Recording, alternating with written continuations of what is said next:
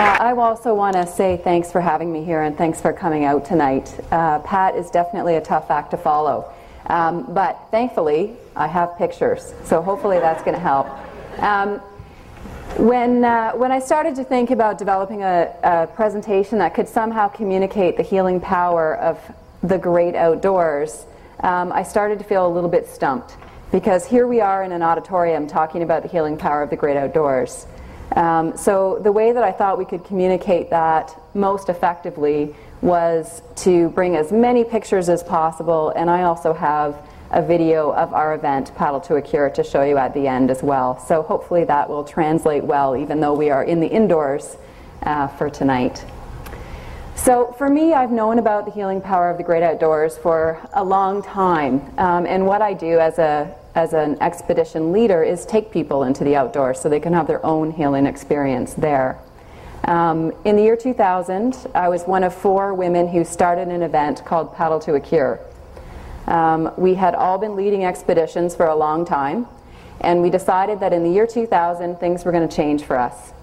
We were going to start an expedition that was accessible, that was community-based, and that made a contribution and gave something back to the community.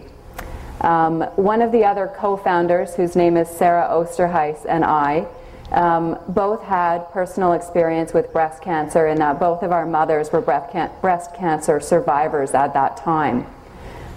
So it made sense to us that the community event or the contribution that we needed to make was to breast cancer and to do something about breast cancer. Since that time, my mom is doing great. She's a 13-year survivor. And also since that time, Sarah has lost her mom to breast cancer. So in our years since 2000, we have seen both sides of breast cancer, and our journey is also a journey of hope. And I find that we have a lot of things in common with the message that Pat was telling people about, in terms of the journey being one of hope, empowerment, and even though the emotions and the tears are right under the surface, somehow that gives us the energy and the power to keep doing what we do and keep making a difference. So what is Paddle to a Cure? It's a series of sea kayaking expeditions that invites participants to raise funds for breast cancer research. So essentially, every summer since the year 2000, we've run a series of sea kayaking trips, and we call them expeditions for a good reason, and I'll get to that. And the people who come on the trips raise money for breast cancer, and then they don't have to actually pay anything to come on the trip. So the funds that they raise are their way of coming into the trip, and then from there everything else is covered by sponsorship and by volunteerism. And you don't need to have any experience with sea kayaking or with the outdoors to come on a Paddle to a Cure trip. In fact, most of the people who come do not. We call them expeditions. They may only be 4 days. And there may be people out there who say that a sea kayaking trip over a long weekend from Honey Harbor to Midland is not an expedition. But I disagree. Because an expedition means a journey with a purpose. And we certainly go with a purpose. We go to the wilderness for a reason. We go to the wilderness because we're afraid, or we go to the wilderness because we are seeking an adventure. We go because we need to be alone, or we go because we're lonely. And in the case of Paddle to a Cure, we go to the wilderness to raise money and try to find a cure for breast cancer, but also to heal whatever wounds we have from breast cancer up to this point. So why do we sea kayak? Sea kayaking is very much the vehicle for our journey. It's a reflection or a metaphor for the journeys in our lives. When I say that half of Paddle to a Cure is about fundraising and the other half is about that healing experience, being part of a supportive community of activists, I mean activists in the most simple sense of the word. People who are willing to take some action. People who are willing to do something about cancer, and many of those people are in this room. There's people in this room who are activists, who are doing something about breast cancer, about other kinds of cancer, and that's a powerful thing. You get a group of people together who are willing to take action, and magic starts to happen. And that's what happens on Paddle to a Cure trips. Magic starts to happen. So sea kayaking is very much a metaphor for the journeys that we're experiencing in our own life.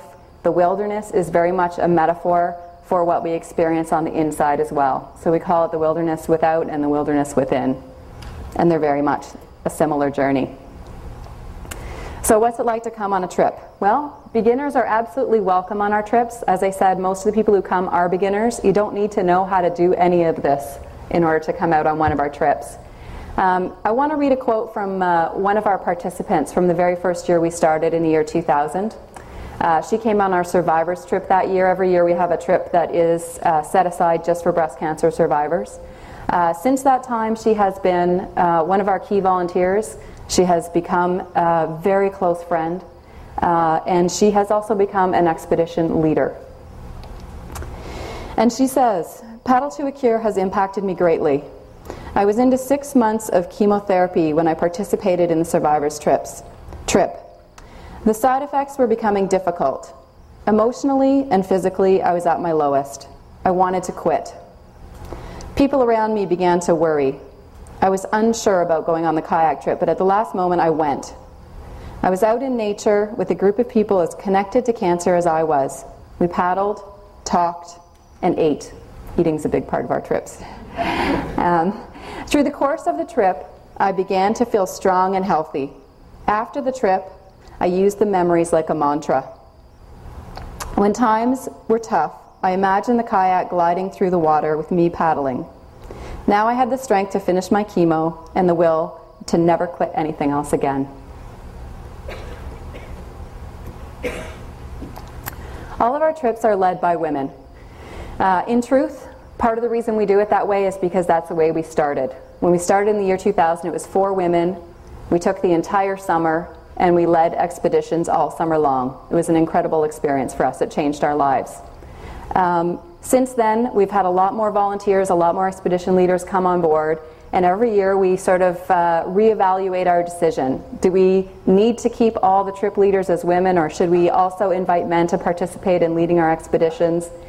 And I'm not sure why, but every year we come to the same conclusion. There's something important about having these leaders be women. There's something important about women's leadership in the wilderness. It's just a big part of the experience. Men are absolutely welcome on our trips, and we have a lot of men who participate. We do have some trips that are designated as women only, but most of our trips are open to anyone who wants to come. But so far we've always had women lead the trips, and that works for us. You know, and I say there that we promote a non-competitive community-based learning model, and with all those flexed muscles, it might not look non-competitive, but it actually is. It's been said that Paddle to a Cure is a sea kayaking trip that's not about sea kayaking. And very much sensitivity, skill building, and support are a big part of what happens on our trips. Our trips are about empowerment, they're about community building, they're about going to the wilderness as a place to share our experiences, heal together, have a great time, eat a lot, and paddle hard. We're very much values-based. The quality of the experience is more important to us than how much money we raise. It's more important to us than how attractive we might be to sponsors. And in truth, you know, our event will never be huge. There's only so many people you can take into the wilderness at a time. You can't go out there with a group of 100 people and have the same experience. So we'll always have small groups of people going on our trips, and that is part of the quality of the experience. We want it that way. It's an intense experience, and it's very much an intimate experience. In our relationships, we always strive to find the win-win. So if that means that you're doing dishes that night, then there's got to be a win in there somewhere. And usually the win means that you're doing dishes that night with somebody else who's an amazing human being, and you have a wonderful conversation as you're washing the dishes. We share a common commitment to work as a community, so when you come out on a trip, it is very much an experience that is shared. So you're a part of everything that happens. You're part of the decisions that get made. You're a part of making meals for each other, of cleaning up, of setting up tents. And the leaders are very much there with a purpose. They're there to facilitate, they're there to make sure that things are safe, and they have a role within the community that's very specific. But it's also a very equal relationship. Everyone who comes is respected for what they bring and who they are, and that's the way we travel together. We're very grassroots.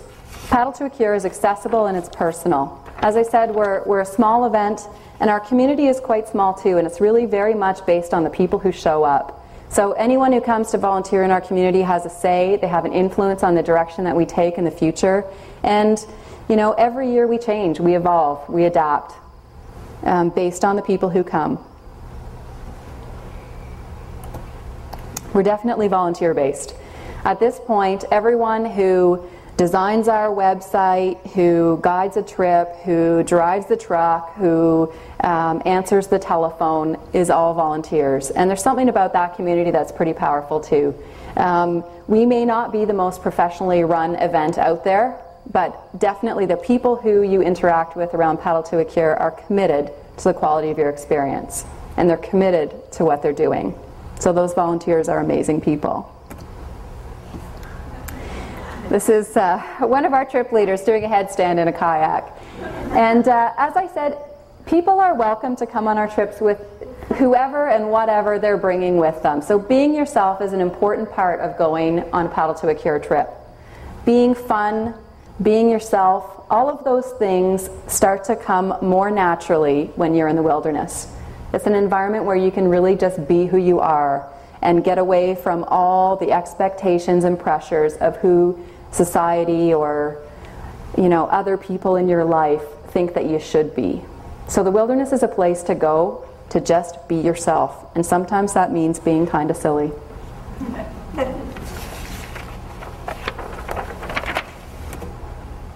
Pat talked about balance, and that's really important for us too. So when we go away into the wilderness, we do leave our friends and families behind. And in a way, it's impossible to go into the wilderness, physical or metaphorical, without leaving those comforts and those safeties behind. We have to do that. But we also need to bring our journeys home to our friends and families. We need to remember to have fun in that environment and be ourselves in that environment. So our own life journey translates into our sea kayaking journeys, and our sea kayaking journeys translate back into our own lives, our own families, and our own communities. We are a journey of hope, and our hope is very much to try and help find a cure for breast cancer. That's why we're out there. The earth is home to us all, and to come home is to have a place to be loved, to be powerful, to be tired or sad or silly, and it's a place to come home to heal.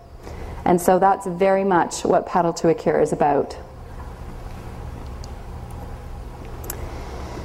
If you're interested in joining us on the journey, feel free to talk with me.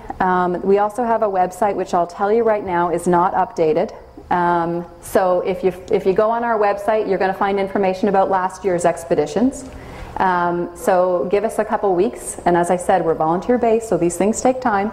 Then we will have our website updated if anyone's interested in finding out about the expeditions that we're running and offering this year.